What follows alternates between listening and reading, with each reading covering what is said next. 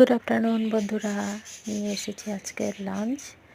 দেখতেই পাচ্ছ এখানে দোয়াটা গরম গরম ভাত, এখনও ভাত বাড়া হয়নি।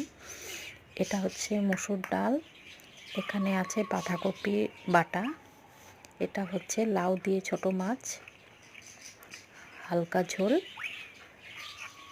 এখানে আছে কাঁচা পেঁয়াজ আর তার সাথে আছে শাক ভাজি, এটা হচ্ছে ফুলকপির ডাঁটি সর্ষে বাটা মাখা তরকারি, এখানে আছে পাঁপড় ভাজা। পাঁপড় ভাজাটা প্লাস্টিকের ভেতরে রেখেছি, নাহলে ড্যাম হয়ে যাবে। তো দেখতেই পাচ্ছ আমরা অলরেডি আমাদের লাঞ্চ শুরু করে দিয়েছি।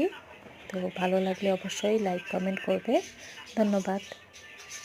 ভিডিওটা আজকে এখানেই শেষ করছি।